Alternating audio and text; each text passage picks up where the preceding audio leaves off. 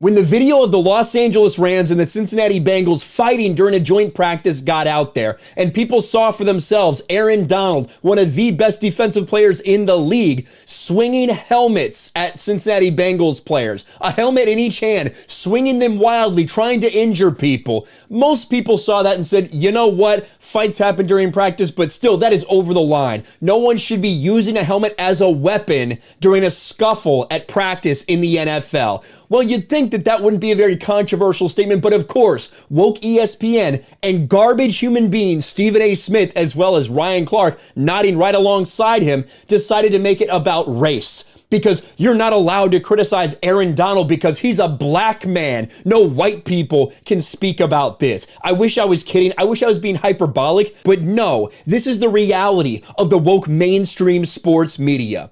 ESPN, Stephen A. Smith, Ryan Clark think white analysts should not comment on black players using helmets as weapons. And we're going to get into the video from Stephen A. Smith just to remind everybody of exactly what happened. Let's take a look at Aaron Donald when he loses control with the helmet in each hand, swinging wildly at Cincinnati Bengals players during practice. Watch.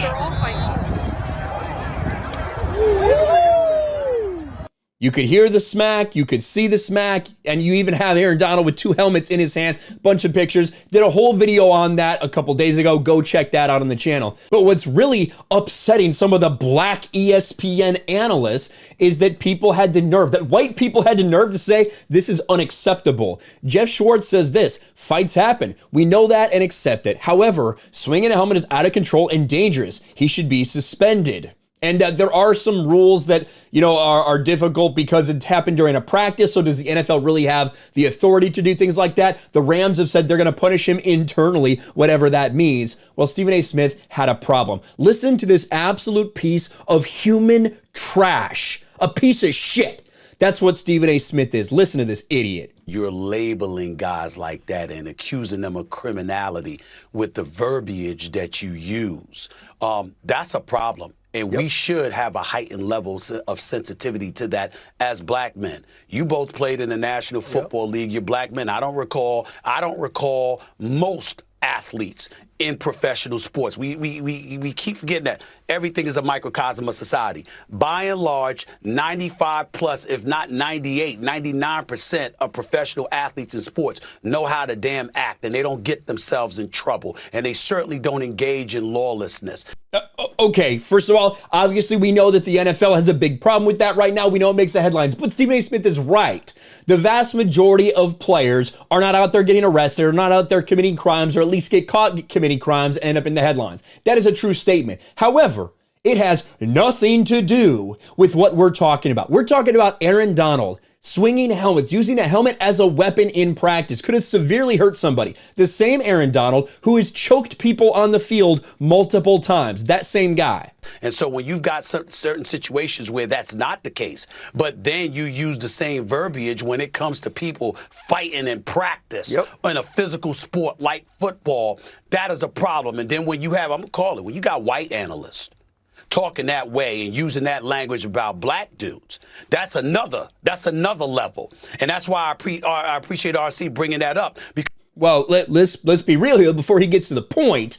I imagine that a lot of these white analysts out there would be saying the exact same thing if a white dude was swinging helmets violently. If a white dude was out there in the field swinging helmets as a weapon to try to hurt somebody. A lot of those people probably aren't going to make their reaction any different based on the color of their skin. I can't say the same thing for pieces of shit like Stephen A. Smith and Ryan Clark, for racists like them. I can't say the same thing. Because now what I'm looking at, and I'm not accusing any analyst of racism or anything like that. I'm just telling them how we take it. And so now what I want to do, if I'm looking at whoever sent that tweet out about, I think it was, I forgot his name, was Schwartz or whomever, but it doesn't matter. Whoever sent that tweet out and whoever thinks like that, now I want to see if you're going to say that about the white dude that does it.